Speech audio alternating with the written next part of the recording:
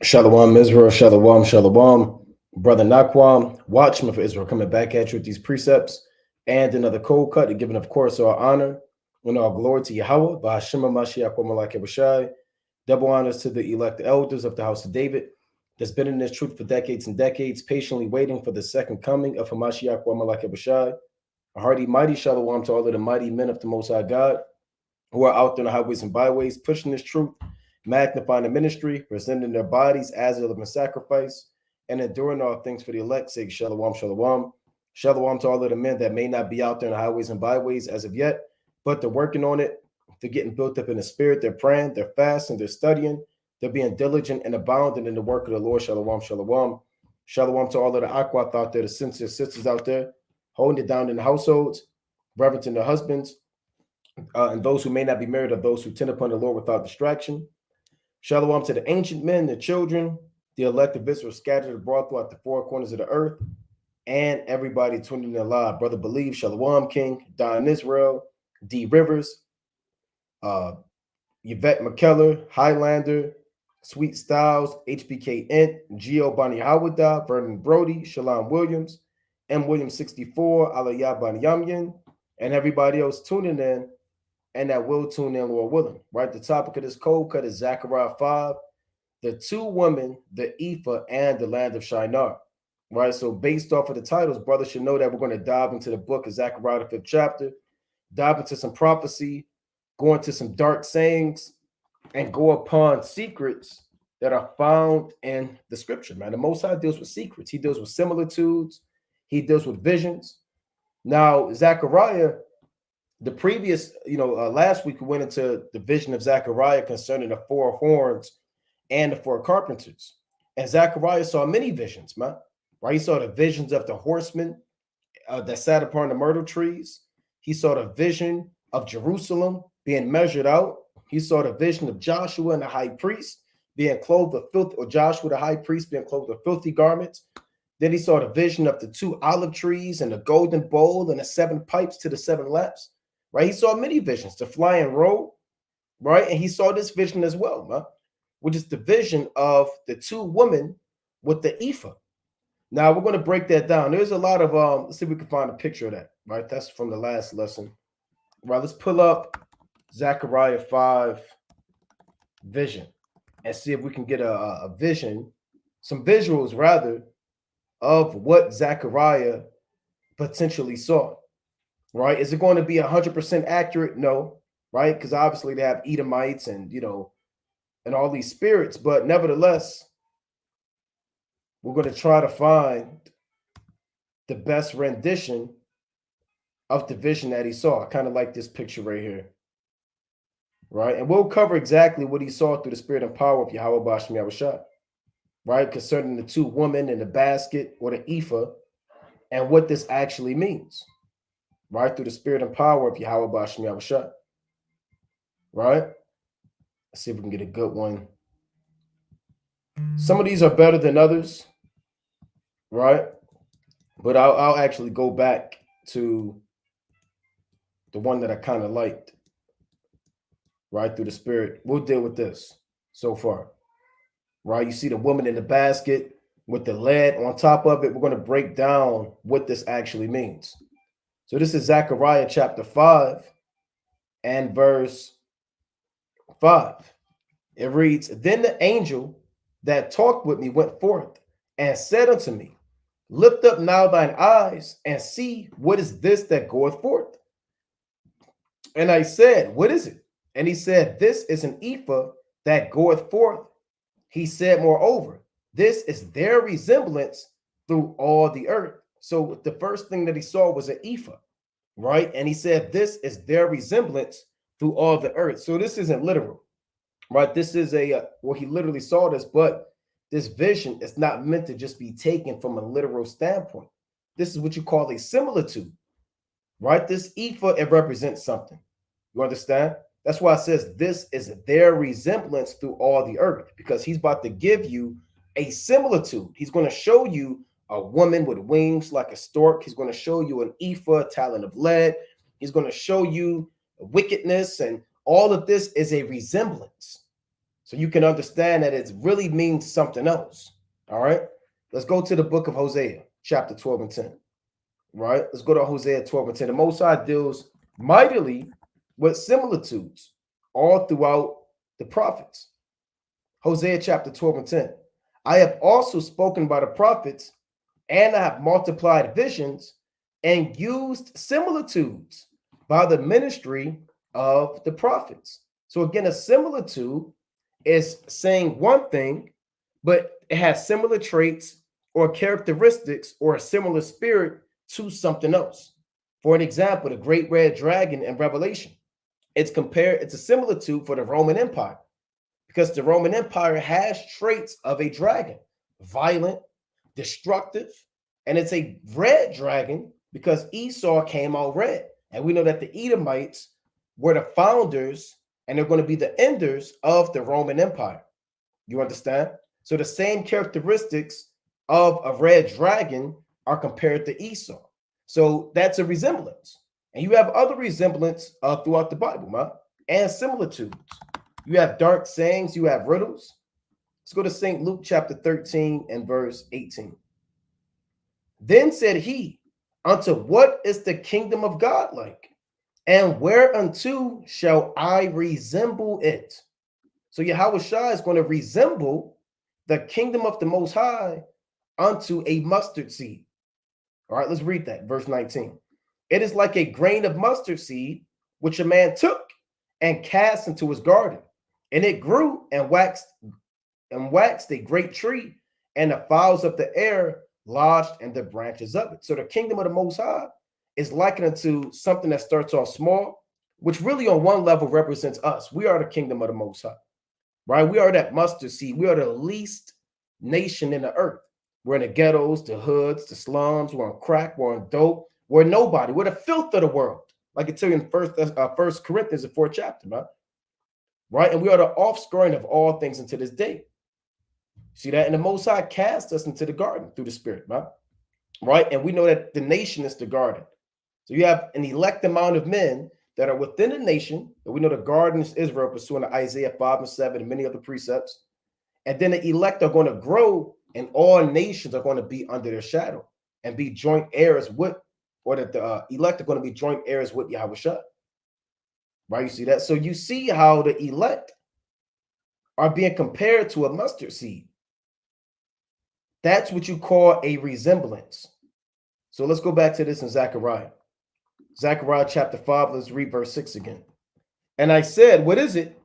And he said, this is a ephah that goeth forth. He said, moreover, this is their resemblance through all the earth. I actually want to get one more in a similitude. Right? Let's go to 2nd Ezra, the 4th chapter.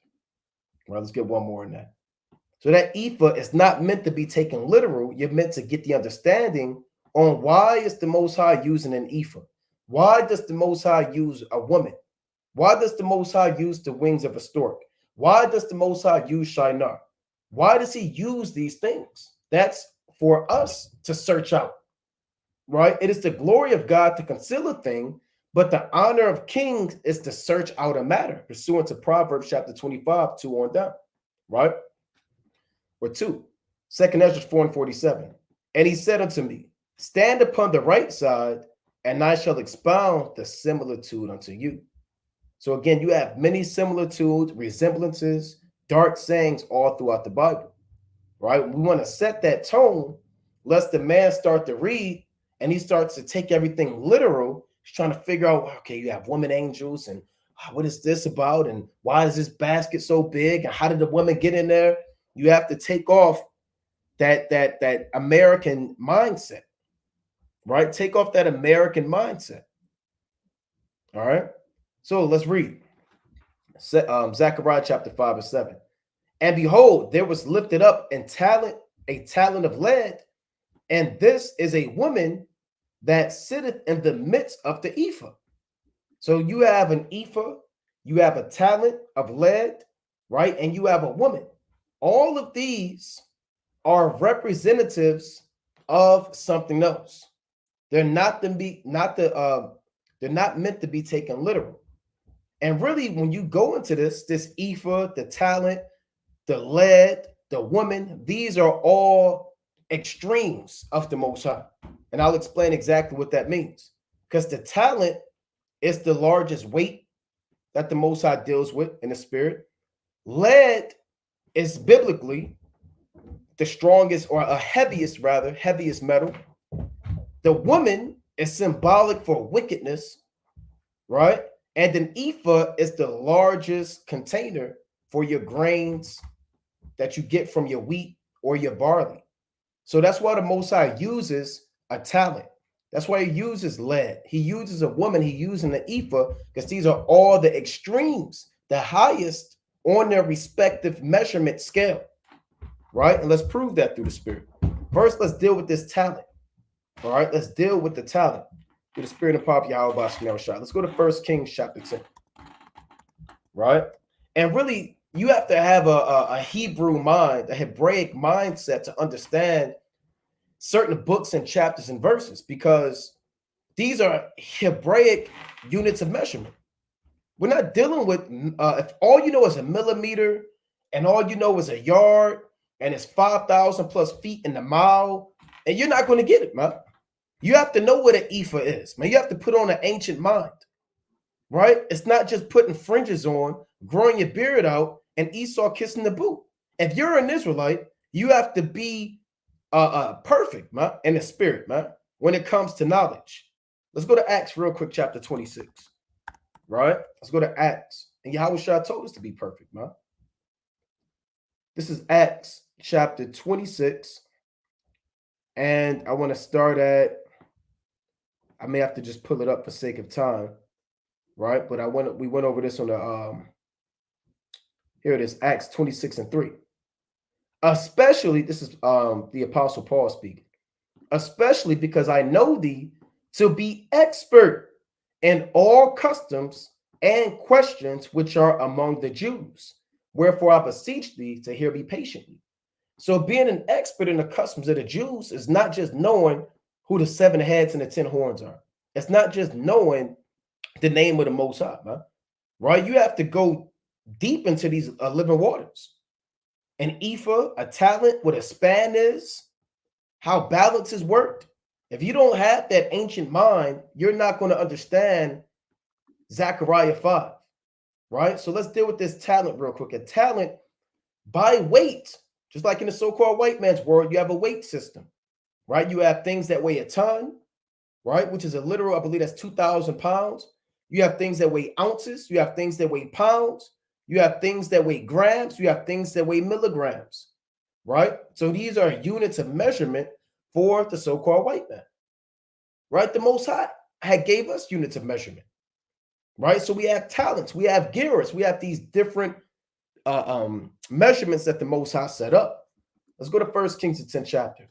And the talent is being used by the Most High in this chapter because the talent is the heaviest weight, right? 1 Kings chapter 10, and it's known for its heavy weight. 1 Kings 10 to 14. Now, the weight of gold that came to Solomon in 1 year was 606 talents of gold. So you can have talents of gold, you can have talents of silver, you can have talents of brass, you can have talents of lead. You understand? And different metals weigh different things. So he dealt with talents. When they brought that gold into Solomon, it had to be weighed in talents because he had so much gold that silver couldn't be accounted for, man. Silver could not be accounted for. Let's go to 2 Samuel, right? It was like dust. It was nothing in the days of King Solomon's reign, right? Let's go to 2 Samuel chapter 12, right? Salakia. I want 2 Samuel chapter 12 and verse 30.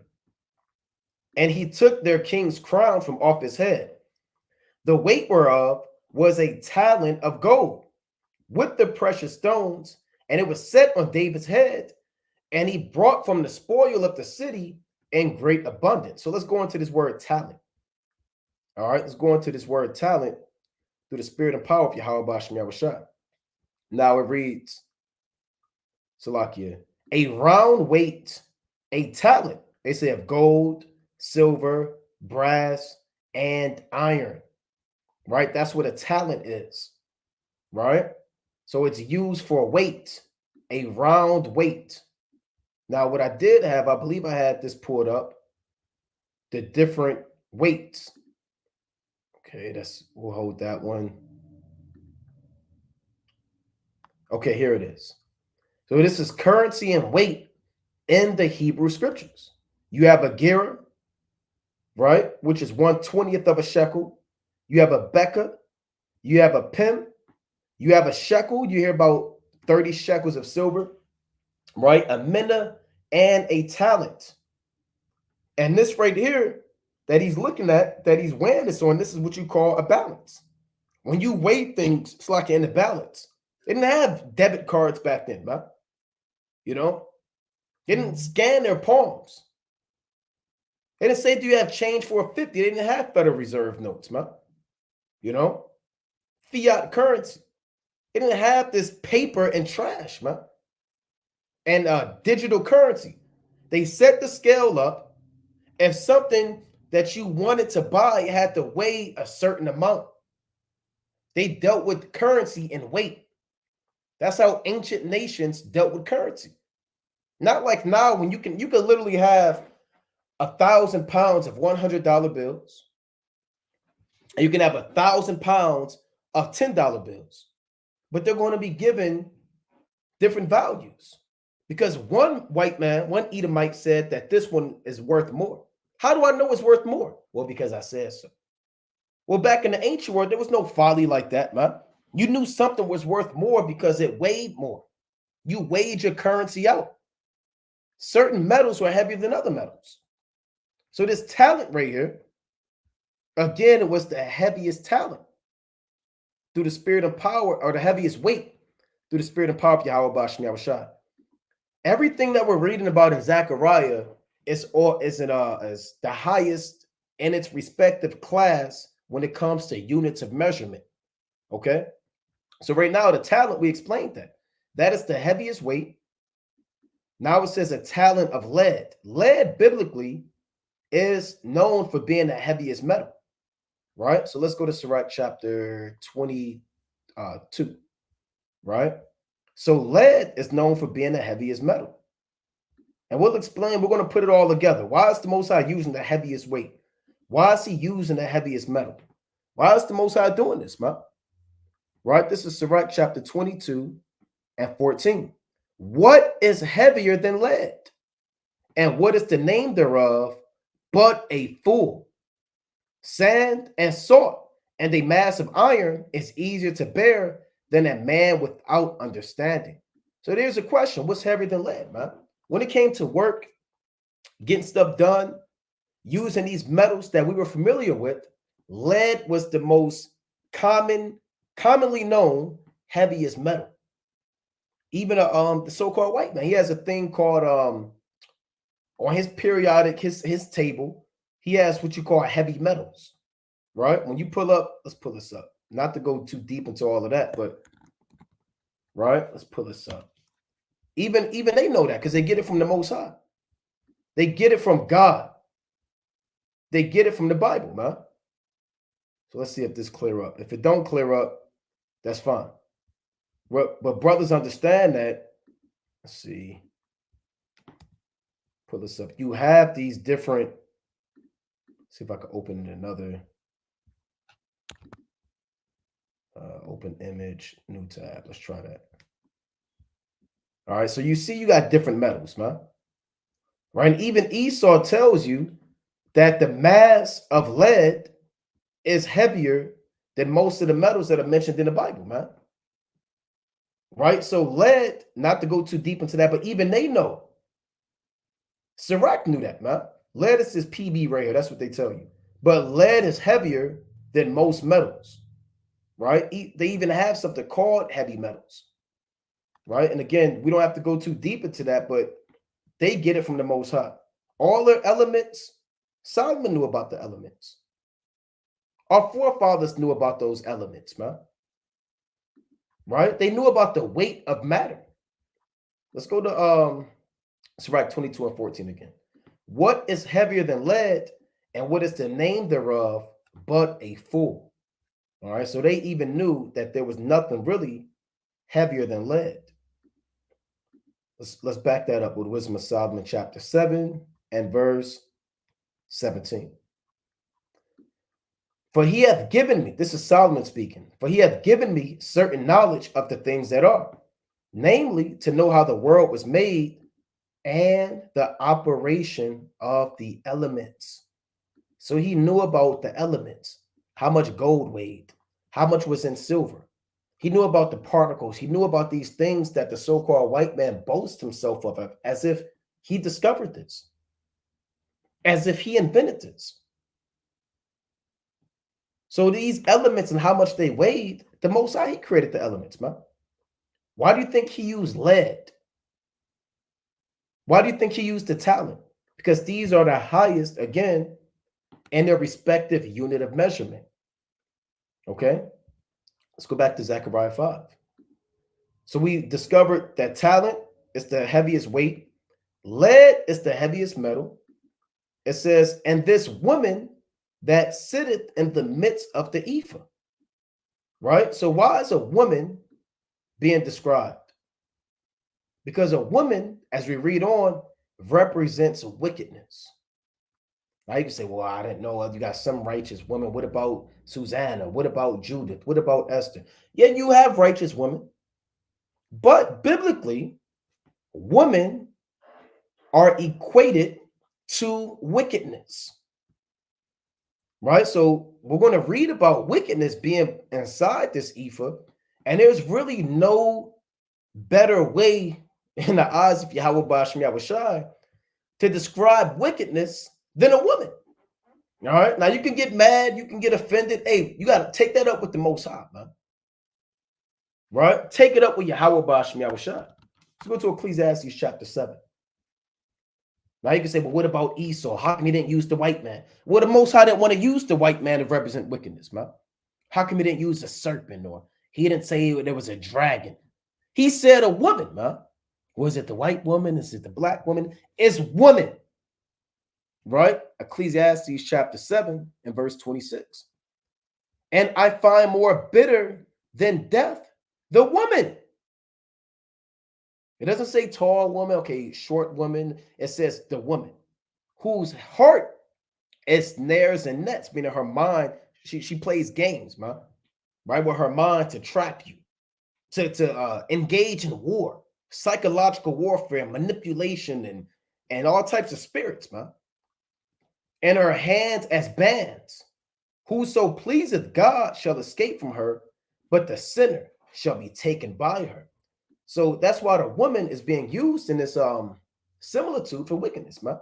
Because there's really nothing more bitter than death. Let's go to Sirach chapter 25 and 24. There's nothing more bitter than death than a woman. Right? And again, you have righteous women, right? But there's no better way to describe wickedness than the woman. And when the Most High described the so-called white man, he didn't say a rabbit. He didn't use a damn giraffe. He used a serpent. He used things that were fitting. He used a dragon. He uses a fox, because that's the character. The character of a serpent, a fox, they are very shrewd. They're cunning. They're subtle. They're sneaky. They manipulate. That's why Esau has those animals and beasts associated with him. The Most High uses wickedness for the woman, man, for reasons that we all know. Right? This is Sirach chapter 25 and verse 24. Of the woman came the beginning of sin, and through her we all die. Right? That's plain. Of the woman came the beginning of sin, and through her we all die. That's why it says, I find more bitter than death the woman. Right? That's how we die. Go back, and if you don't know why we all die, go back and read the book of Genesis, the 3rd chapter, and you'll find out why you have drive-bys. You'll find out why you have conflict, man. Why you have crack. Why you have men getting shot by the police. Why you have men dying. It all goes back to the woman, right? And I guarantee, there's at least one woman that's going to watch this and say, "Well, what about Adam?" And that was Eve's problem, right? She said, "The serpent beguiled me, and I did eat." Right? So let's jump up to verse 19. Sirach 25 and 19. All wickedness is but little to the wickedness of a woman. Let the portion of a sinner fall upon her.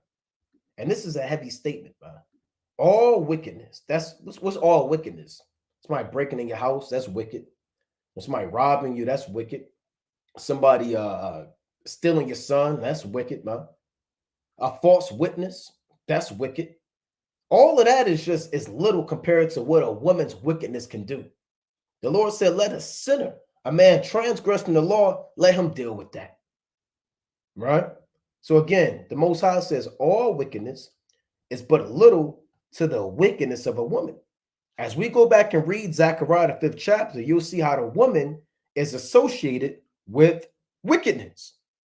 Right? Let's get one more. Right? Let's prove that. Maybe get one, maybe two more on that.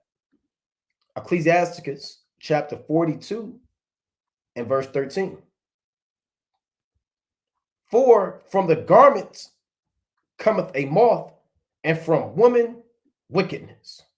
So there's no in-depth breakdown to that. There's no, well, what does that really mean? I got to fast on that. Okay, well, I got to ask my woman what that means. No, from the garments cometh the moth. Meaning, if you have a garment, it may be good for a period of time and it's fresh, it smells good. Over time, it's going to attract moths. They're going to have bite holes in them, and you kind of leave them out, and they're going to eat up that garment and destroy the garment. Over time, it's not immediate, it's over time. So a woman, she may come to you, but over time, wickedness is going to manifest itself from the woman. And it may not be immediate, but even the Apostle Paul said, you're going to have trouble in the flesh, but I spare you. Because he didn't even want to go in depth into this kind of madness that men are going to deal with. But you can see it exemplified throughout the scriptures, and you see our women in the world. You know what I'm saying? And sometimes you see it in Israel, man. Right? Sometimes you see it in Israel.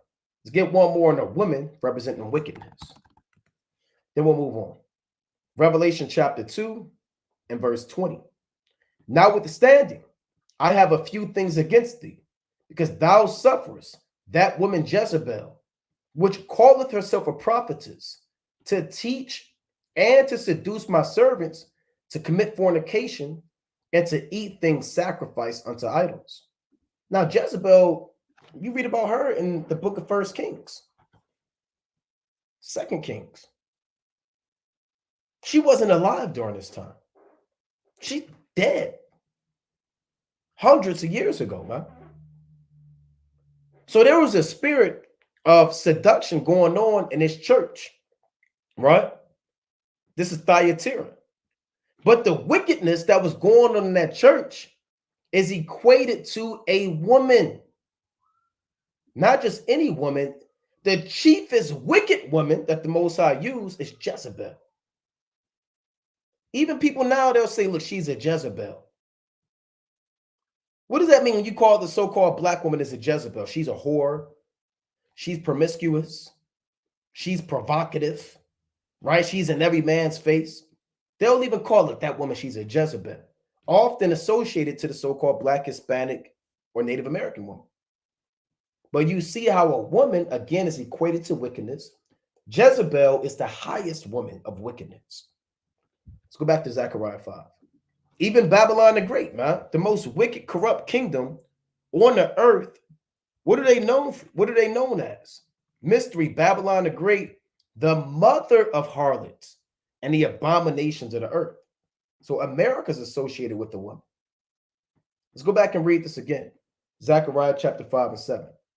And behold, there was lifted up a talent of lead, and this is a woman that sitteth in the midst of the Ephah. So the talent is the heaviest weight, lead is the heaviest metal. Woman is the highest level of wickedness. And the Ephah, we didn't touch on that yet. The Ephah is the heavy or the largest grain container that they have. All right, so let's pull this up. I actually had that on we dealt with the weights.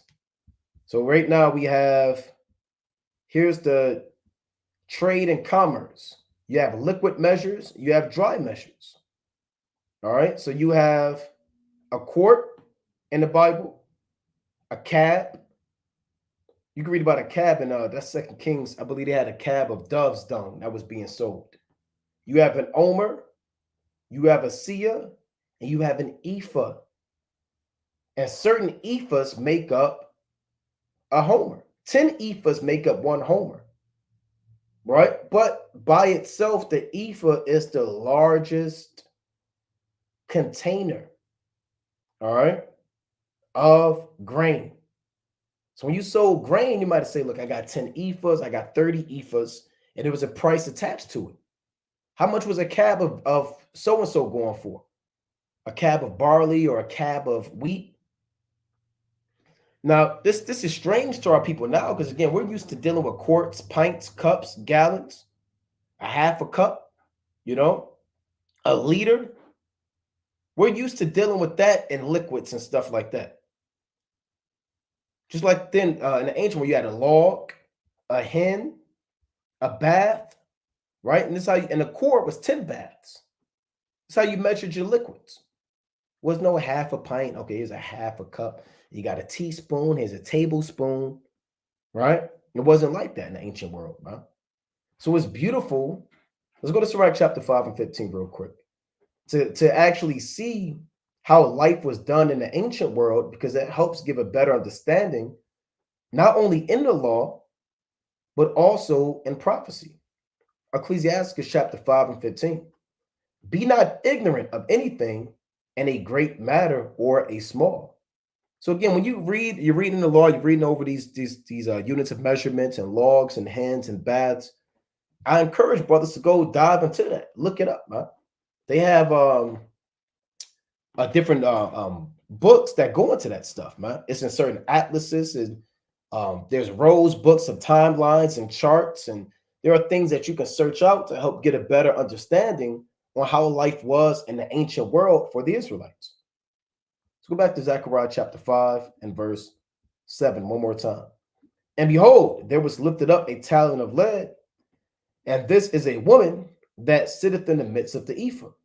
And he said, this is wickedness. And he cast it into the midst of the Ephah. And he cast the weight of lead upon the mouth thereof. So now you see that woman in there represented wickedness. He said, this is wickedness. So those precepts went Sirach the 42nd chapter, the 25th chapter, that show how the woman is wickedness is further proven in the next verse. So he took that woman that was kind of poking her head out or kind of standing up, and he cast that woman in the midst of the Ephah, meaning he shoved her down in the midst of the Ephah. And I wanted to see, I had we pulled up a picture of it. Let's see. Here it is. He said, this is wickedness. And he cast the woman into the midst of the Ephah. That's what you're looking at on your screen right here. All right. The largest container is holding the largest amount of wickedness. Now in his hands right here is what you call a talent of lead. All right. So let's go back to this. And he cast it into the midst of the Ephah and cast the weight of lead upon the mouth thereof. And this is beautiful because this wickedness is so great. It has to be put into the largest container, which is the Ephah. This wickedness is not only so great, it does have to be put in the largest container, but it has to be sealed up with the heaviest metal. So he didn't put silver, he didn't put tin. He said, put the lead on it so this wickedness doesn't escape. So you got the heaviest container, you got the heaviest weight, you got the heaviest metal to close up this wickedness, right? that you see going on through the spirit and power of Yahweh Ba'ashmi Yahushua. Right?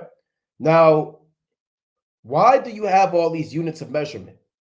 Why do we have dry measures that we're reading about?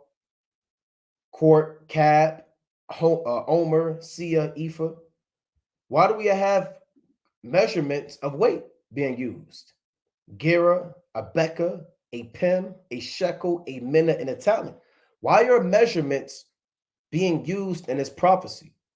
Because again, this wickedness that you're reading about represents a measurement of Israel's wickedness.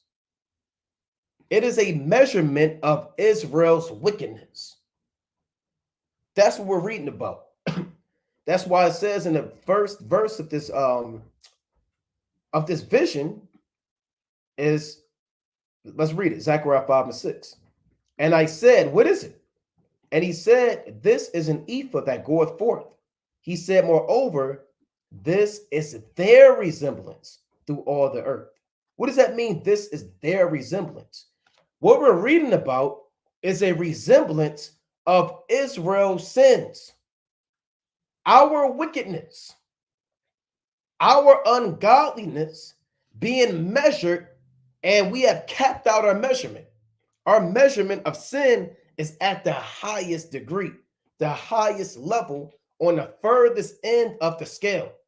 That's what this vision is a resemblance of. Just like the mustard seed was a resemblance of the kingdom of heaven. Just like the great red dragon is a resemblance of the Roman Empire. This ephah with the woman inside of it is a resemblance of the measurement of Israel's sins. Because the Most High, he doesn't just weigh silver and tin and lead. He weighs out people's works in the balance, and he weighs out everybody's sins, man. Let's go to Genesis. Let's prove that. Chapter 15. Right? Let's go to Genesis chapter 15. Right? This is Genesis chapter 15 and verse, let's see, 13. Right? We'll start at 13. And he said unto Abram, know of a surety that thy seed shall be a stranger in a land that is not theirs, and shall serve them, and they shall afflict them 400 years. This is not talking about America. This is, matter of fact, talking about Egypt. We were in Egypt for over 400 years, 430 years, and we came out with a great substance. We're going to read about that in the next verse. And also that nation whom they shall serve will I judge. And afterward they shall come out with great substance, because we spoiled the Egyptians and borrowed of them silver and gold and such things as we needed. Verse 15. And thou shalt go to thy fathers in peace. Thou shalt be buried in a good old age. He told Abraham, you're going to die at an old age. I believe he was 175. And he slept with his fathers, Terah and Nahor, etc. Here's the point. But in the fourth generation, they shall come out hither, for the iniquity of the Amorites is not yet full. He told them they're going to go into Egypt. The fourth generation, meaning 400 years later, they're going to come out. Right? But they are not going to come out of Egypt until the measurement of the Amorites is full. That's what this means, for the iniquity of the Amorites is not yet full. It's as if you're pouring water in a cup, and that water represents all of the sins of the Amorites. Once that cup reaches the brim, that's the exact same time that the Israelites entered into the land after they left Egypt. Right? So the Most High, that's why the Most High always says, not for your righteousness do I give you this land, but for the wickedness of the nations do I give you this land. Paraphrasing. So you see, he measures out the sins of man and entire nations, right? Through the spirit and power of Yahweh Ba'ashmi Yahushua. Right? Let's get another precept on that. That's why our sins are being measured. Let's go to 2nd Maccabees, the 6th chapter.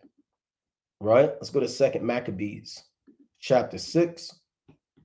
And we'll read verse, let's start at 12. 2nd Maccabees 6 and 12.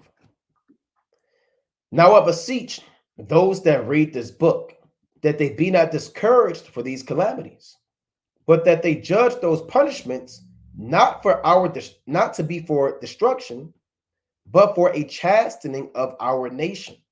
So you read about the tortures to Eleazar, the seven brethren. Don't be discouraged. Understand that we're being chastised.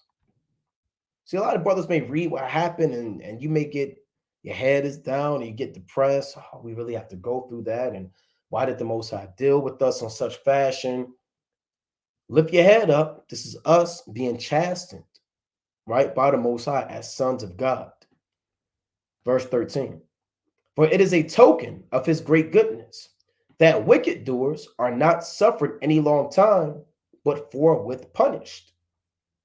For not as with other nations, whom the Lord patiently forbeareth to punish, till they become to the fullness of their sins. So dealeth he with us, lest that being come to the height of sin, afterward he should take vengeance of us. So the same way you measure height in cubits, like Goliath was X amount of cubits tall. The waters of the ark or of the flood were X amount of cubits high. The Most High measures our sins in height. You understand? So once you reach a certain height of your sins, then the Most High judges you. He measures your sins. That's why the Ephah is for measurement. The talent is for measurement. The woman is a measurement of sin. The Most High deals mightily and heavily with measurements.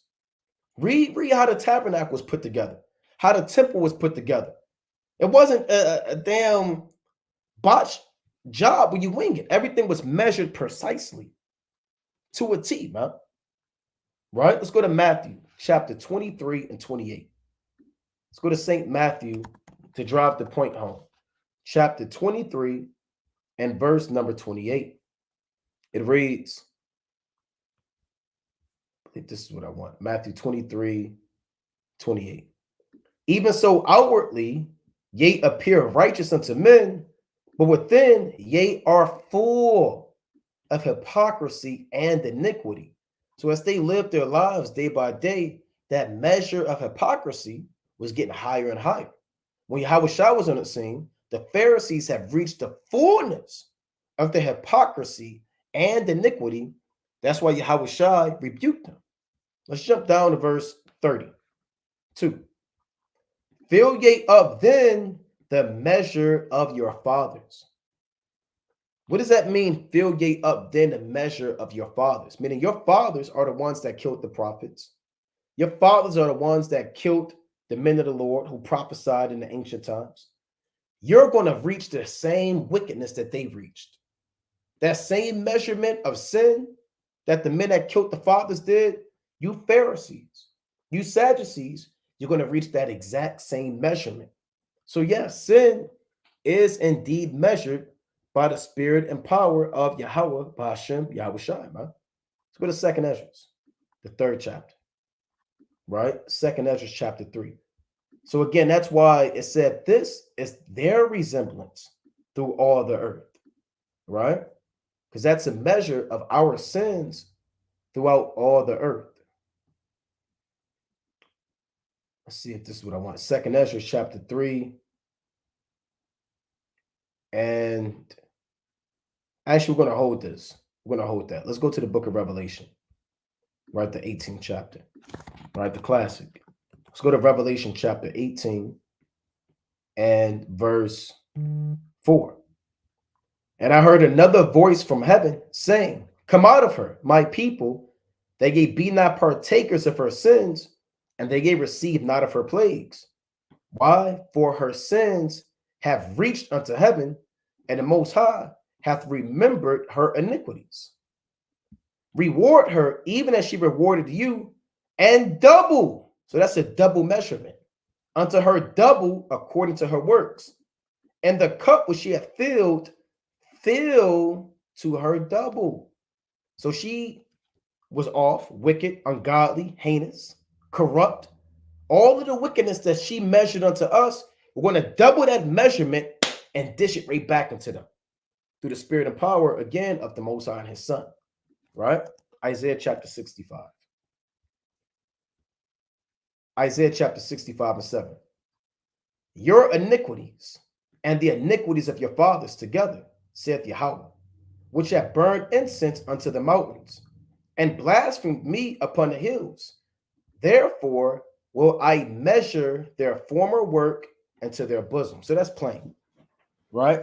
If you didn't get it by the time we went through the 4 other precepts, this is plain upon tables that he may run that readeth it. Therefore will I, meaning the Most High, measure their former work into their bosom. All of the sins that they have done, idolatry, child sacrifice, Molech, Adremelech, groves, and women sewing pillows to haunt the souls of the people. And the Most High say he's going to measure all of the works that they have done and pay them back for it.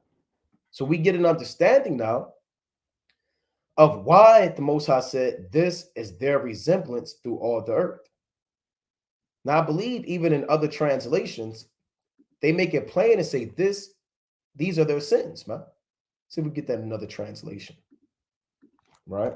It says these are their sins throughout all the earth, right? Let's pull this up through the spirit real quick, just to get another witness on that. Let's go to Zechariah, the 5th chapter, right? And we'll get some parallel translations, right? Just to kind of drive the point completely home, put the nail completely in the coffin. So this is Zechariah chapter 5 and verse 6 out the NLT. What is it? I asked. He replied, it is a basket for measuring grain, and it is filled with the sins of everyone throughout the land. So that's plain. ESV. And I said, what is it? He said, this is the basket that is going out.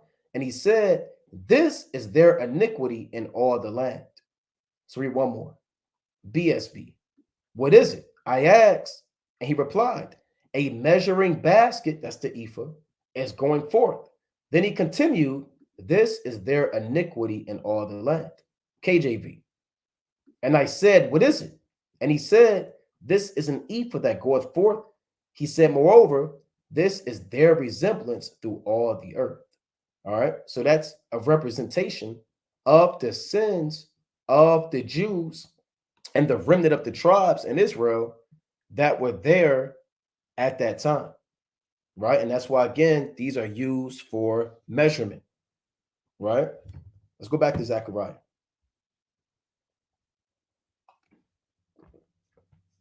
All right, come. All right, Zechariah chapter 5 and verse 8, one more time. And he said, this is wickedness.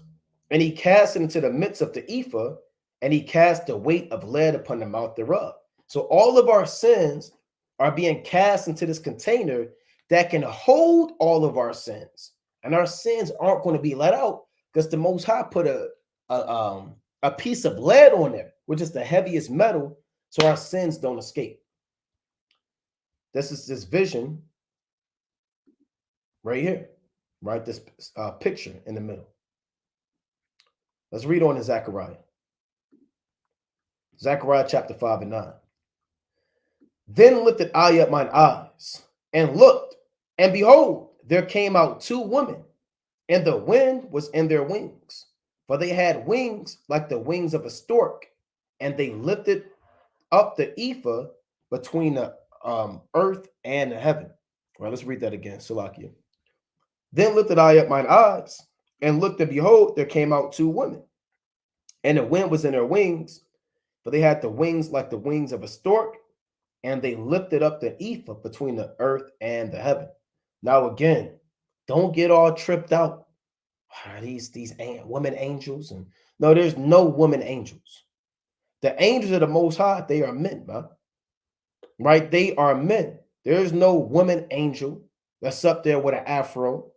There is no woman angel up there with a modest dress on, and she got the what is that, the veil on her face, and like this. And no, man. Remember that the angels are all men. They're the army of the Most High. contrary to Edomite armies and these other nations where women can enlist and be a general and captain. There's no captain woman in the Most High's army, right? The host of the Lord are indeed men. Michael is a man. Raphael is a man. Uriel is a man, right? The other archangel, Raphael, Uriel, Michael, Gabriel, he is a man. The 420 elders, they are men. Right? Let me just get one quick precept. Right? Let's go to Judges 13. Right? Quick precept on this. This is Judges chapter 13 and verse 6. This is Samson's mother speaking. Then the woman came to her husband, saying, a man of God came unto me, and his countenance was like the countenance of an angel of God, very terrible. But he asked him not whence he was, neither told he me his name. Huh? So you see, he, his, right? Man, because the angels of God are men. All right, that's plain. That's plain. So there's no, don't get all bugged out. Because a lot of times, man, you see these pictures and you see these women angels, like, oh, well, there must be a woman angel somewhere. They must be, these are the Most High's wives. And the Lord has wives up there. And, oh, whoa, this is getting real spooky. No, stop being, having a Christian mindset. Don't lose focus on the spirit of this vision. Remember, all of these things that we have been reading about thus far represent something. This is a resemblance. Again, for the seventh time, the Ephah is the largest measurement for grain. The talent is the largest weight. Lead is the heaviest metal. The woman is the heaviest form of wickedness. This is a heavy load, right?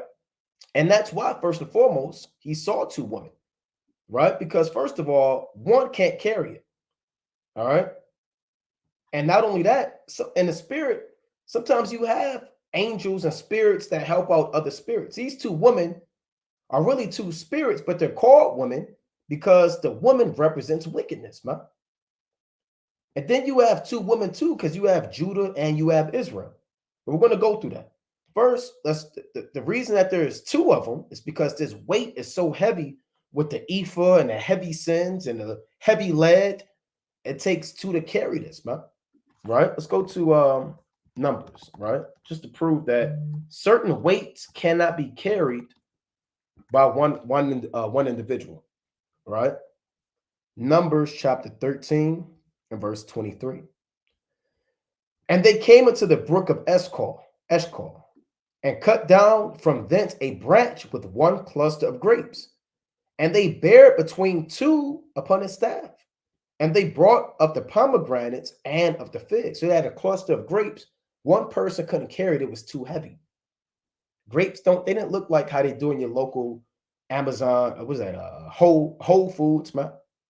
And these grapes had to have been the size of a basketball, maybe a tire, you know, maybe something larger. But these grapes are so large and so heavy, it took two men to carry them, right? It took two men to carry them. Let's go to Ecclesiastes chapter 4 and verse 9. Two are better than one because they have a good reward for their labor.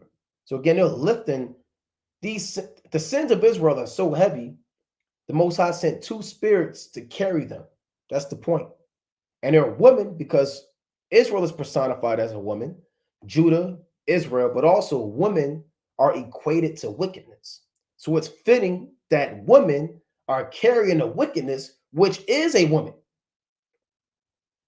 right? Because it's so defiled, it's so wicked. What better representative to carry it than another woman? Not just one, but two, because it's such a heavy load, right? Now, let's go to Daniel to prove that sometimes you have spirits that help out other spirits, man. Right? Let's go to Daniel chapter 10 and verse 13.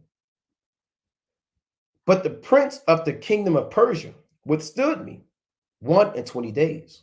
But lo, Michael, one of the chief princes, came to help me, and I remained there with the kings of Persia. So you have in the spirit world where certain forces are too mighty for one angel, right? This task was too mighty, man. So the Most High sent Michael to help this angel deal with this principality, the prince of the kingdom of Persia, not an actual man, because there's not one man, especially a heathen, that could withstand an angel of the Most High for 21 days, and they're just fighting back and forth. No, this is on a spiritual level. These are things that operate in the spiritual realm behind the scenes. So Michael came to help.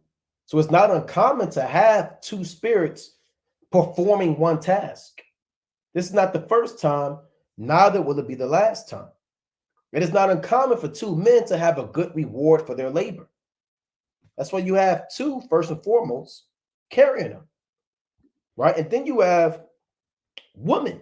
And we went into how women represent what? Wickedness, man. Women represent wickedness. And they are the ones that are qualified to carry such a wicked, sinful, heavy load of sins. And biblically, one more point, when the Most High wants to lift something or remove something out of the land, you have to have qualified agents to do so. So to lift up such a heavy sin, the Most High is not going to use anything for resemblance. He's going to use wickedness, man, or use women, because they represent wickedness, right? Let's get a quick precept. I want to prove that this is not the first time that the Most High has prerequisites, for lack of better terms, to carry wickedness away from the land, right? Because that's what they're doing. That's why they're lifting it up. Let's go to Leviticus chapter 16, right? Like I said, I got a few precepts. Let's go to Leviticus chapter 16 and verse 21, right? Let's read this. Leviticus chapter 16 and 21. This is dealing with the scapegoat. You have to know, I'm not going to read this whole chapter, but you have a scapegoat and you have a sacrificial lamb, or a sacrificial goat and a sacrificial animal, right? Long story short, you can read this whole chapter on your own. The sins of Israel were put on this goat. So this goat carried all of the sins of Israel, all right? And they had to let this goat out into the wilderness. Not everybody could carry this goat and lead this goat out of the land, right? It had to be a particular individual. Just like not everybody could carry out the sins of Israel. The Lord's resemblance had to have been two women, right? So this is Leviticus 16 and 21. And Aaron shall lay both his hands upon the heads of the live goat and confess over him all the iniquities of the children of Israel and all the transgressions and all their sins, putting them upon the head of the goat. Just like the Lord put all of the sins of Israel in that ephah, that basket. We put all our sins on the head of a goat and shall send him away by the hand of a fit man into the wilderness. How come they couldn't just send any man? Oh, how come they couldn't send a woman? How come they didn't send a high priest? How come they didn't send a carpenter? Because these sins on this goat had to be carried out by a designated individual called a fit man to carry out all of the sins. You know, certain things are defiled so much that the Most High has particular individuals or groups of men to remove that wickedness out of the land. Let's go to First Maccabees. Let's prove that, right? Not only is that in the law, but let's go to the book of Maccabees, which goes back to the law, chiefly the account that we're about to read. First Maccabees chapter 4, and let's read verse 41. Right? First Maccabees chapter 4 and 41. Then Judas appointed certain men to fight against those that were in the fortress until he had cleansed the sanctuary. So he chose priests of blameless conversation, such as had pleasure in the law, who cleansed the sanctuary, what else did they do? And bear out the defiled stones into an unclean place. So one, we're reading about a fit man that had to carry all of the defiled sins of Israel into the wilderness. And then these defiled stones couldn't be carried by anybody. They had to be carried by priests, chosen priests of blameless conversation. So there are pre-qualifications, if you will, to carry out certain sins and to perform certain tasks. And the Most High has always been like that, man. Even regarding the priesthood, you had the sons of Korah who dealt with the most holy things. You had the sons of Kohath, right, that dealt the holy things. You had Gera and you had Merari. Those are the Levitical families that dealt with the instruments of the tabernacle. So the sons of Kohath, they dealt with the holy things, the most holy things. It wasn't for everybody. Everything's not for everybody in the eyes of Yahweh Ba'ashem Yahushua. Everybody didn't see Yahushua's resurrection, man. Everybody didn't walk with Yahushua. You know? Everybody didn't see Yahushua get crucified, save a few women, John the Revelator, and other men, man. Everybody just can't carry such a heavy load of wickedness. It has to be done in the spirit that the Most High set up in his vision by two women. All right? So, let's go to Jeremiah. I want to get another precept, right? Even Israel, we're wicked. We have to be carried out of our land by wickedness, man. Let's go to Jeremiah 52. And the peak of our wickedness, the Most High carried us out by people that were qualified to carry us out, by other wicked nations. Right? This is Jeremiah 52, and I want verse 30.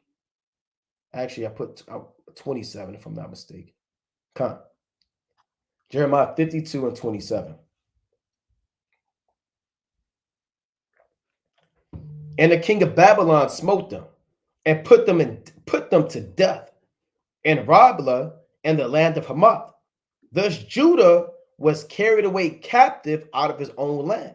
Who carried us away captive?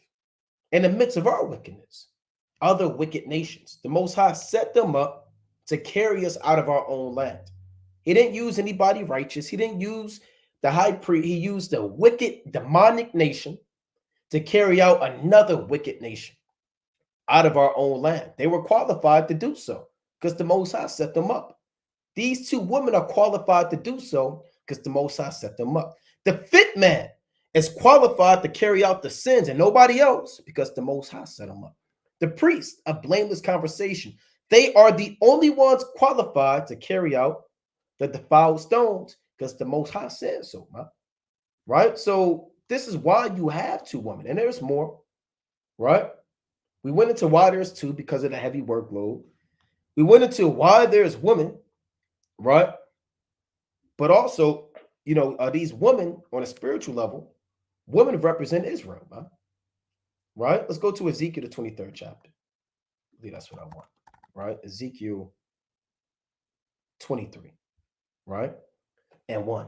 Ezekiel chapter 23 and verse 1. So there's a lot of resemblance and similitudes with these two women and everything in this vision. All right. That's why it's a secret. That's why you have to go through the precepts, through the spirit and power of Yahweh Ba'ashem Yahushua. Otherwise, you'll get caught out there. And you'll in your mind, is it women angels? And okay, well, what the hell? And you'll be all jammed up. Ezekiel chapter 23 and 1. And the word of Yahweh Ba'ashem Yahushua came again unto me, saying, Son of man, there were two women, the daughters of one mother. Who is these two women? Judah, the southern kingdom, and Israel, the northern kingdom. And they committed whoredoms in Egypt. They committed whoredoms in their youth. They were there, there were their breasts pressed, and there they bruised the teats of their virginity. And the names of them were Aholah, the elder, and Aholibah, her sister. And they were mine. And they bare sons and daughters. Thus were their names. Samaria is Aholah, and Jerusalem is Aholibah. So you had these two women full of sins and lust, spiritual fornication, and straight up idolatry. And they're Judah and Israel. Right? Let's go back to Zechariah. So this is why you have these two women, right? Like I said, I have some precepts written down. I want to make sure I'm touching on them. Let's read on. So we broke down the two women. It also reads, and the wind was in their wings, for they had wings like the wings of a stork. Now, what does this mean? The wind was in their wings, and they had the wings like the wings of a stork. The wind in their wings, meaning the Most High is giving them the spirit to carry such a heavy workload, right? It's spiritual hip talk.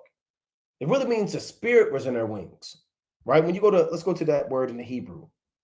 Should say rakah, right? Where it says the word wind.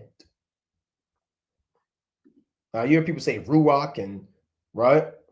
Now the word is really rakah, right? If I'm pronouncing that correctly, and it says spirit, right? That which breathes quickly in animation or agitation. When something is animated, it's alive, it's moving. So these two women, it's not of their own physical strength and its vision to carry such a heavy load of sin. It's of the Most High. He's the one that's responsible. He's the one that has to let you know he put the wind in their wings. He animated them. When something is inanimate, like this mug, doesn't move. When the Most High put the wind on it through the Spirit, it gives it life. When he gives it the Spirit, it animates it, right? And it can be made alive. Spirit, animation, vivacity, and vigor. So the wind in their wings is really the Spirit, man. And it's not the first time where the Most High uses that terminology. Let's go to the book of Revelation, 12th chapter. Right? Let's prove that. Revelation chapter 12. And you have to go through all these precepts. If you don't go through these precepts, then you're not going to get the understanding. Hence the scripture, through thy precepts I get understanding, therefore I hate every false way. Revelation 12 and 14. And to the woman there were given two wings of a great eagle, that she might fly into the wilderness, into her place, where she is nourished for a time and times and a half of time from the face of a serpent.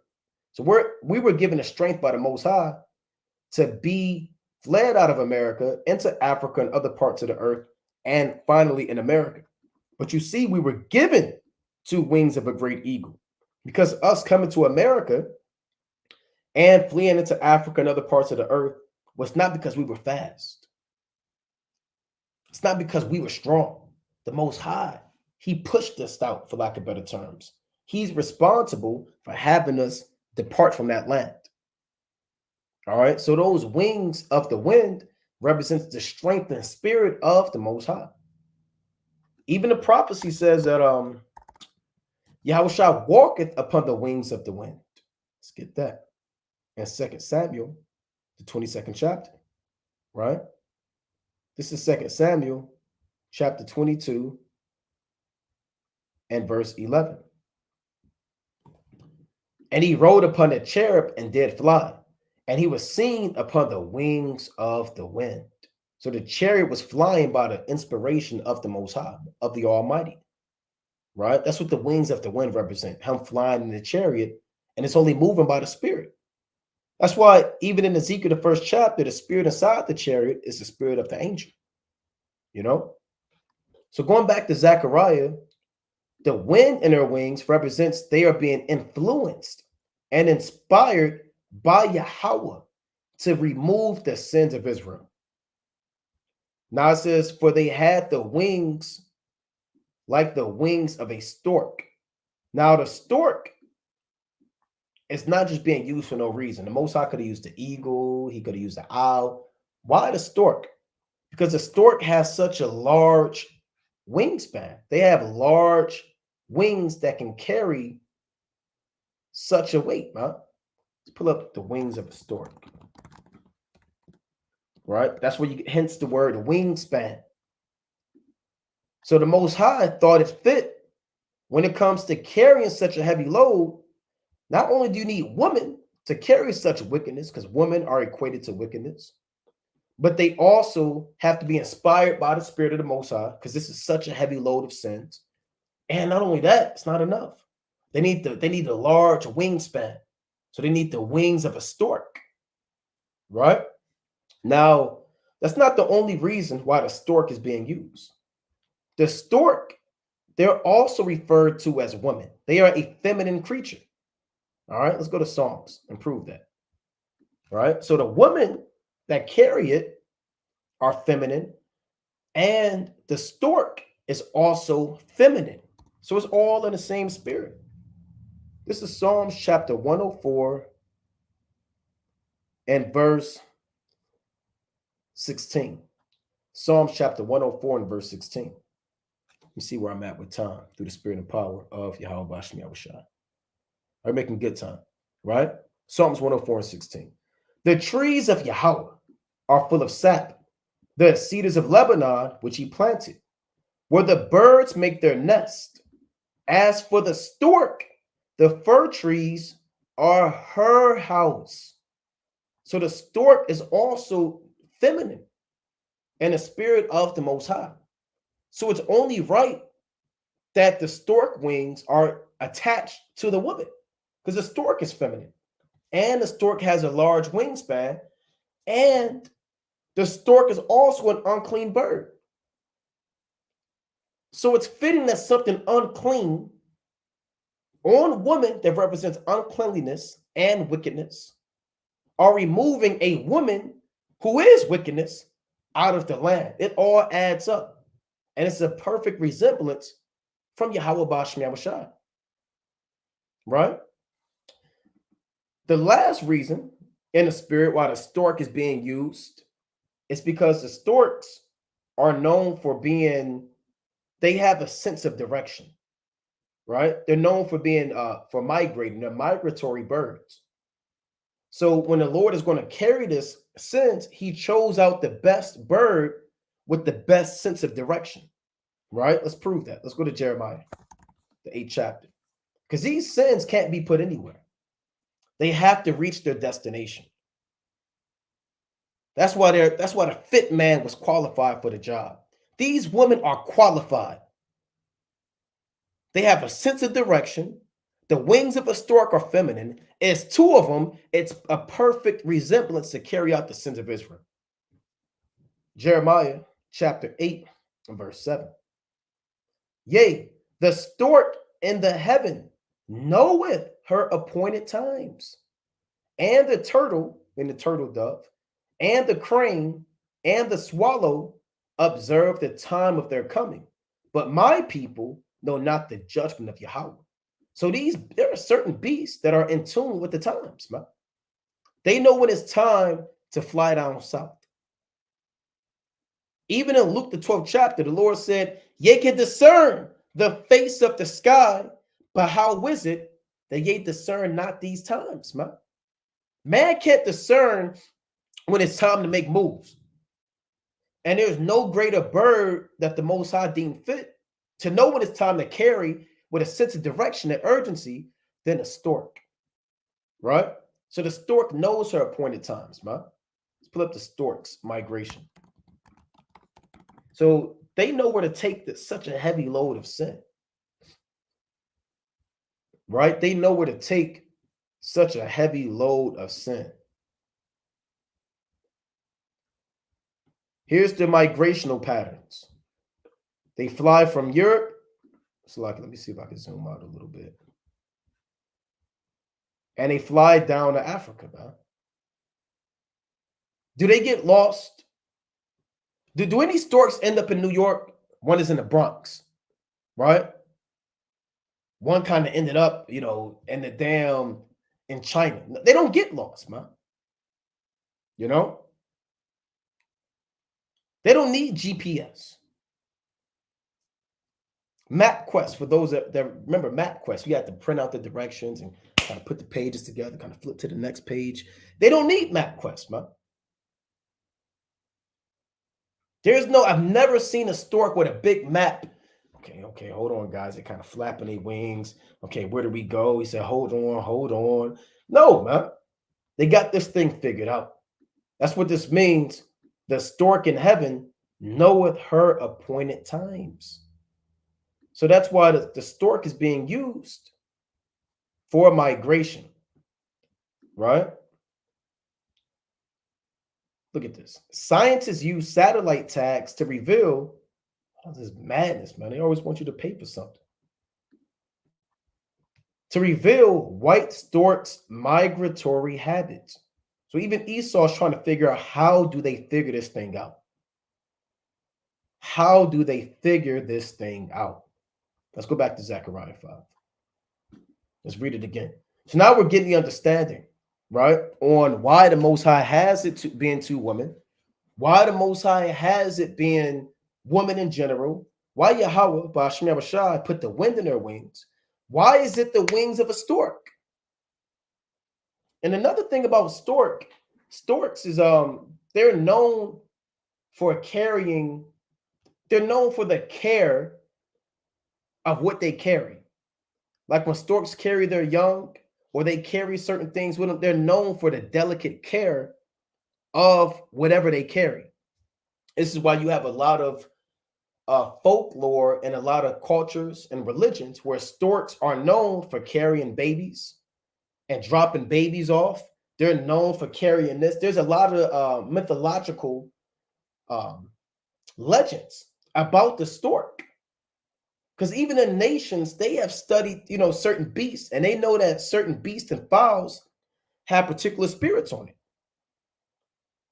So to carry this basket can't get dropped. Certain birds are idiots, man. Like the ostrich. If the Most High put the wings of an ostrich, it's going to get dropped. A pigeon, a bird brain. But the stork has a level of sagacity to it. Right? A level of shrewdness to it. So it's not going to drop this load, man. Right? And it's going to take it exactly where it has to go. Now, let's actually pull that up. Storks care for, let's see, babies. Let's see if we can find that. They might give us some.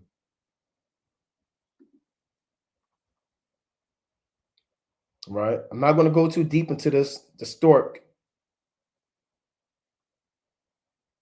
Right? Let's see. Okay, I'll read one of these, right? It says, by the medieval era, folklore surrounding storks delivering babies was widespread across Northern Europe, particularly in Germany.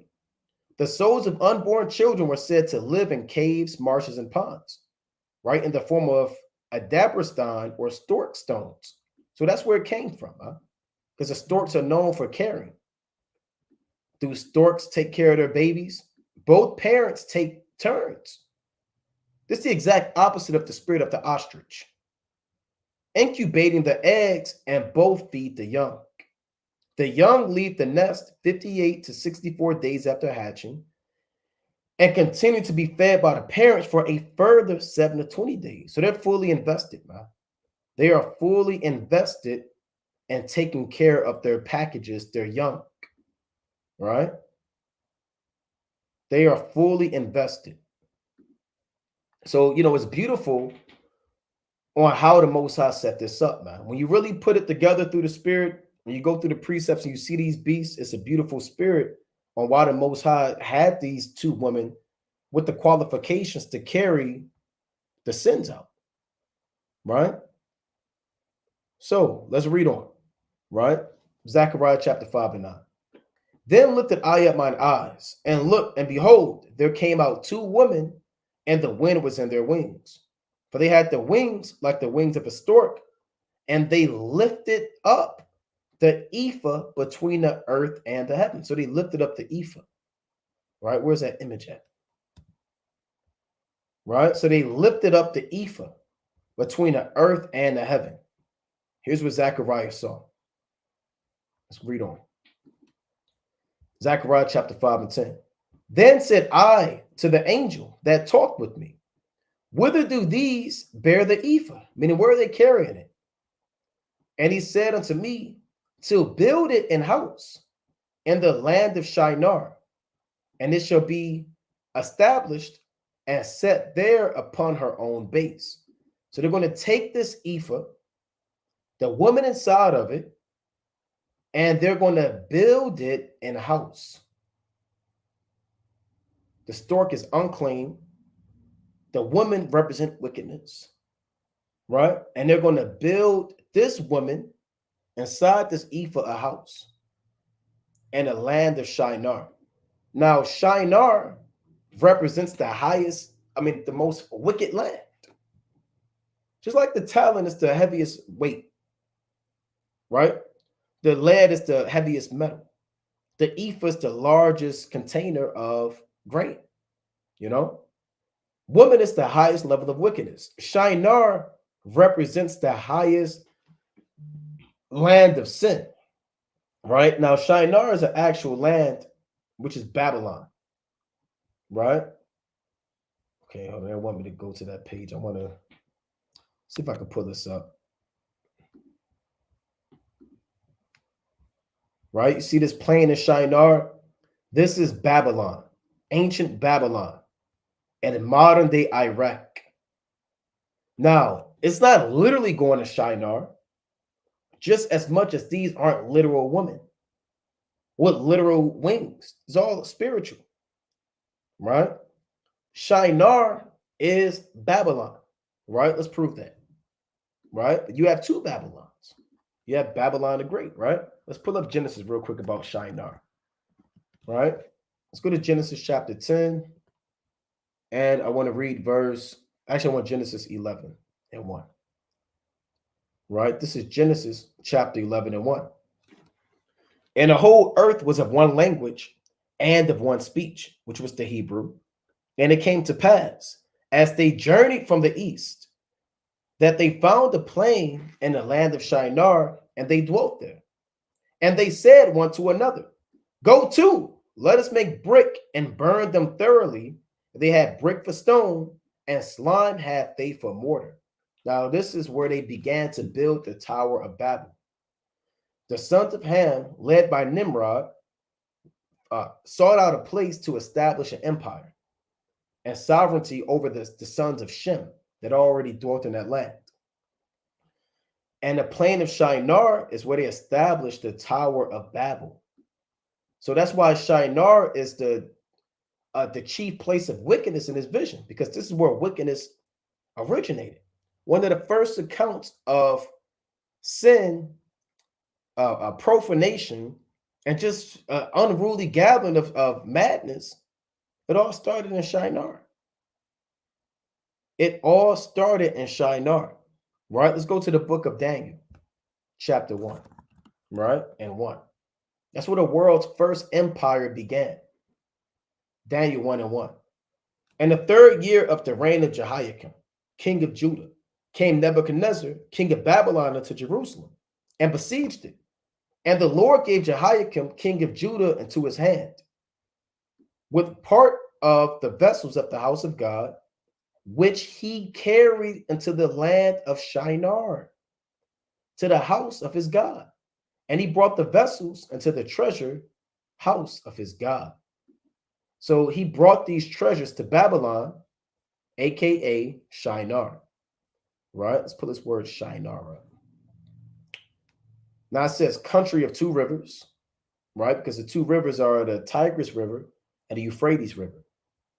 The ancient name for the territory, later known as Babylonia or Chaldea, right? So that's plain, right? This is Shinar in the Hebrew tongue. We pulled it up on the map. Now remember, Abraham used to live in Babylon, right? Ur of the Chaldees was the ancient home of Abraham, right? When you go to Judith, let's pull that up in Judith chapter 5, right? Abraham would know about Ur of the Chaldees, or he would know about the plain of Shinar. This is Judith chapter 5 and verse 6. Here's Achior the Ammonite speaking, and he's giving a history of the children of Israel to Holofernes. where we came from, who our God is, what our weaknesses are, what our strengths are. He's pretty much given it, given intel, you know. So Judith chapter 5 and 6.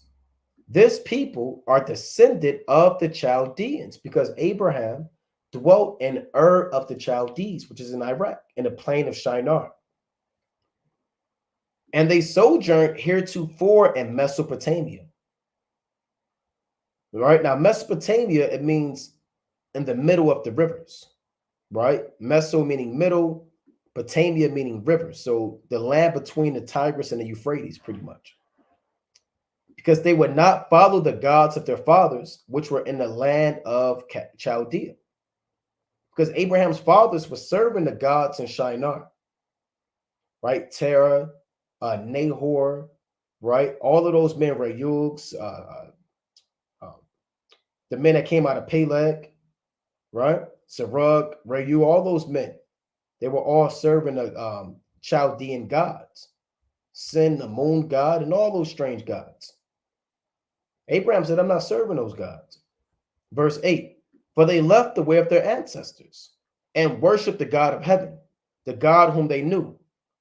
So check this out. So they cast them out from the face of their gods, and they fled into Mesopotamia and sojourned there many days. So Abraham actually got kicked out of the plains of Shinar because he refused to serve the gods of the nations. He didn't just pack his bag up and have that knapsack with a stick attached to it, waiting by the damn railroad tracks, man. This was a big deal, man. There had to have been a tumult, a riot. His life was on the line, and he had to flee. When you flee, somebody's chasing you. They're pursuing you. So he had to flee into Mesopotamia because they was on his heels, man. Hey, Abraham was probably rebuking them, man. He's probably shaking their hand. That's why in Genesis 20 it says he's a prophet. You know? It says this man is a prophet. The point is, Abraham dwelt in the plain of Shinar. That is, or Ur the Chaldees, that is the chief place of wickedness.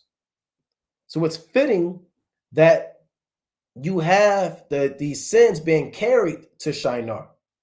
And you have another Shinar. The spiritual Shinar is Babylon the Great, right? This is the spiritual Shinar, right? Which is the land of confusion, right? Let's go to the book of Revelation, chapter 18.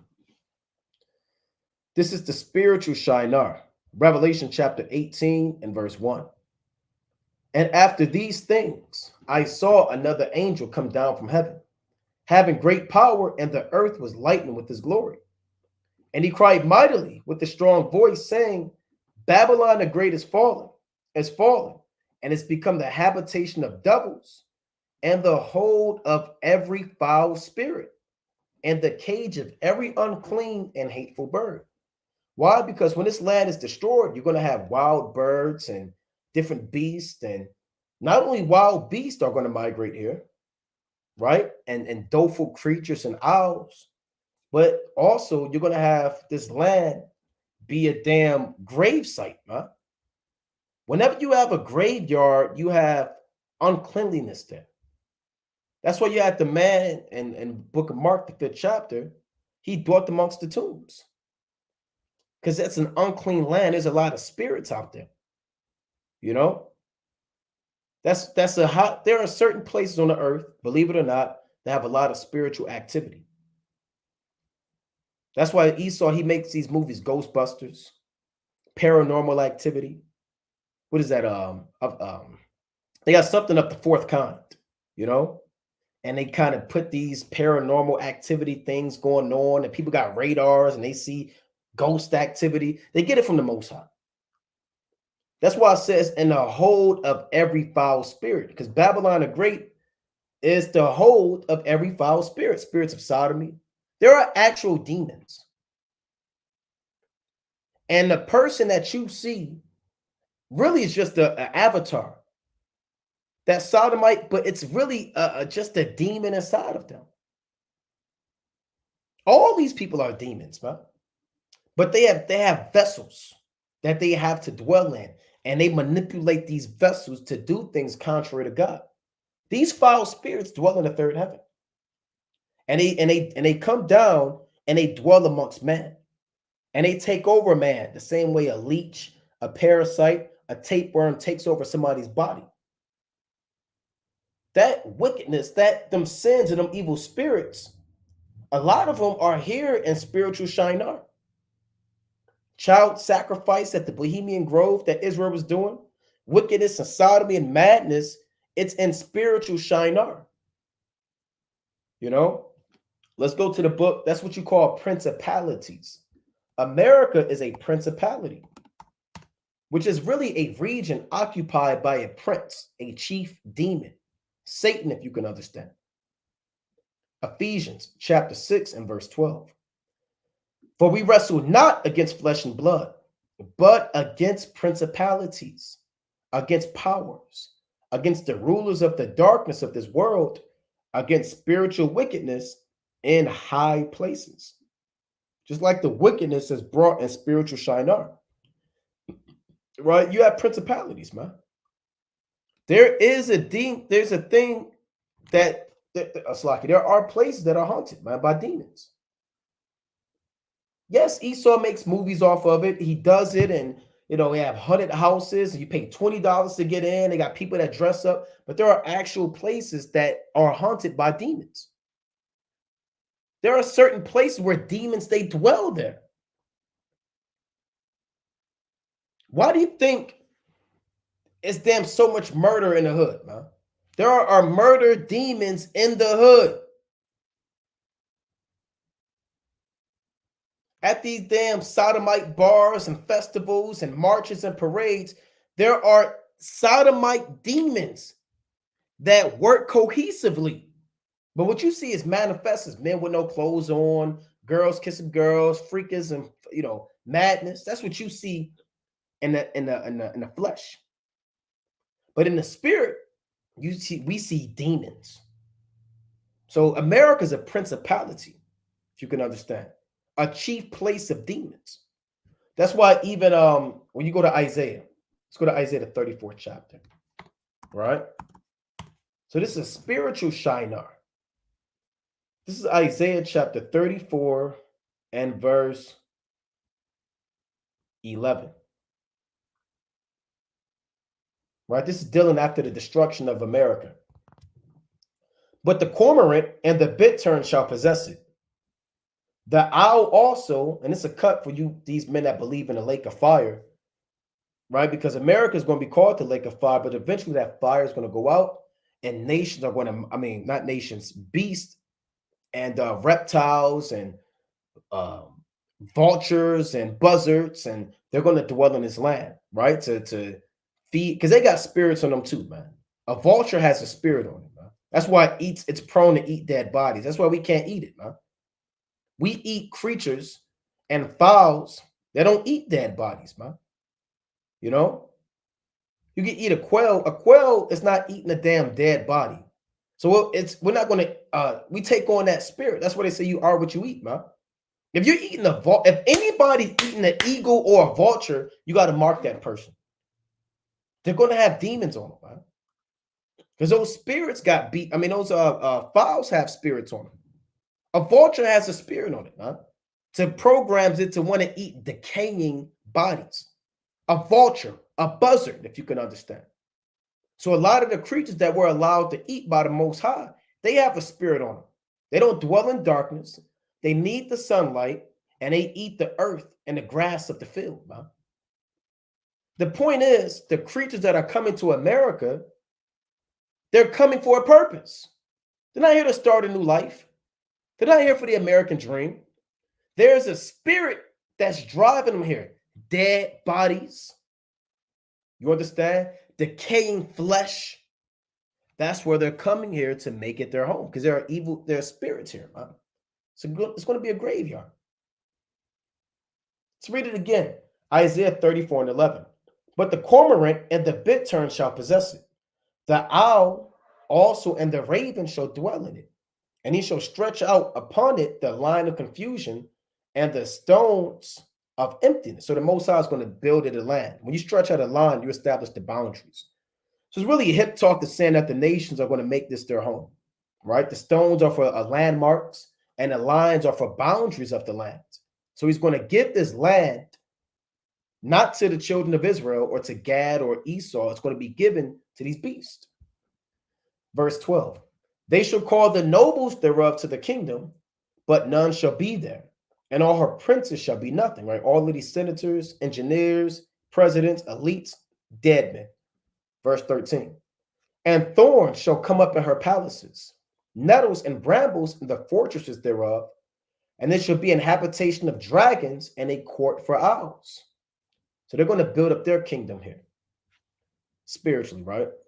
The wild beast of the desert shall also meet with the wild beast of the island, and the satyr shall cry to his fellow. The screech owl also shall rest there and find for herself a place of rest. Now I want to go into this in the Hebrew, right? Now, here's the word screech owl in the Hebrew. This is where people hear this word Lilith from, right? It says, now it's going into an owl, but in the Hebrew, it says a name of a female goddess, and there's no such thing as a female goddess, known as a night demon who haunts the desolate places of Edom. There's no female goddess, there's nobody named Lilith, but you are going to have demons and spirits in this land. That's what's driving these vultures. That's what's compelling owls and nocturnal creatures that love the night to come to this land. The spirit that's over here, you know? So you're going to have demons that are going to be here, man. Evil spirits, right? Just like you have spirits inside of graveyards, spirits inside of places where dead bodies are, man. There are spirits in certain places. All right? So let's go back to Zechariah. That's why you have wickedness being in spiritual Shinar. Let's read this again. And he said unto me, to build it in a house in the land of Shinar, meaning to build it a temple. A house is not, a house, 3 bedrooms, 4 bathrooms. It's really a temple, right? A shrine, an altar, if you can understand. They're going to build wickedness a temple so it can be worshipped. It can't be worshipped in Judah. Why? Because they're building a temple. They're building a wall. Nehemiah, Ezra, Joshua, Zerubbabel, they're not going for that. They're in the spirit of cleansing the land. So it's only fitting that the Most High takes this wickedness and it's going to have its own temple. That's what it means to build it a house. You have nations that have houses for their gods, man. Right? They have houses for their gods. Let's go to, there's one in 1 Samuel. I didn't write that one down, but I want this in 1 Samuel when they had the gods of their nations, man. Right? 1 Samuel chapter, let's see, I believe it may be 5. I didn't plan on going into this. Here it is. 1 Samuel chapter 5 and 2. When the Philistines took the ark of God, they brought it into the house of Dagon and set it by Dagon. So they had a house, and Dagon was in that house, and he was exalted, and he was being worshipped. So the Most High, what he's saying is wickedness is going to have its house built to it, a spiritual house. Even here in Babylon the Great, if you're not in the house of the Lord, you're in the house of wickedness, and you're worshiping wickedness. Right? If you're into sodomy, you're bowing down to this God. You're worshiping the image of the beast, which is wickedness anyway, man. Right? You're into freakism. If you're into maps, if you're into Nambla, if you're into Christianity and white Jesus and the system and politics, you're not in the house of Dagon. You're in a house in spiritual Shinar, worshiping wickedness. Right? And that's everybody. If you're not in this truth, you're worshiping wickedness. Let's go to the book of 1 Samuel 31, right? I did have this one written down. Right, let me see where I'm at with time. right, through the Spirit. Okay, 1 Samuel chapter 31 and verse 10. And they put his armor in the house of Ashtaroth, and they fastened his body to the wall of Bethshan. So you see, you have houses built for other gods. Every church you see is the house of white Jesus. It's the church of Satan. These mosques are houses for Allah. And you go inside these houses, you go inside these temples, and you worship the God. It's plain. The house of Ashtaroth is not a 4-bedroom, 3-bathroom with a balcony, man. It's a temple where you go and bring food and drink to this wicked demon, Ashtaroth. Read Bell and the Dragon, man. Let's actually get that. Let's go to Bell and the Dragon. Right? They had a house for Bell, man. And Daniel got busy, man. Daniel got busy. This is Bell and the Dragon, verse. I mean, this whole thing is good, man. Let's see which one I want, because there's really 2 accounts in one. Okay, let's start at. Let's see. I mean, this whole thing is good. Right? We'll start at 3. Right? I'm not going to read the whole thing. Bel and the Dragon, verse 3. Now the Babylonians had an idol called Bel, and there were spent upon him every day 12 great measures of fine flour, 40 sheep, and 60 vessels of wine. So they would go into this house. Bel would be set up in his own place, just like in Zechariah. When you read Zechariah, let's go back to this with wickedness. I want to touch on that point real quick. Right, Zechariah 5 and 11. And he said unto me, to build it in house. So they're going to build wickedness, its own house, its own temple to be worshipped, and the land of Shinar, and there it shall be established and set there upon her own base. So they're going to put it on a pedestal. They're going to exalt it. Like people take gods and exalt it. All right. Like they build, let's see if I get an image of this. Let's pull up temple of, let's see if we could do Bel. Right. Let's type in idol in a temple. Right. I'm sure brothers understand exactly what I'm saying, but we'll just get some pictures. Right, like this right here. Right? Salakia. I have to go back. Idol in the temple. Salakia.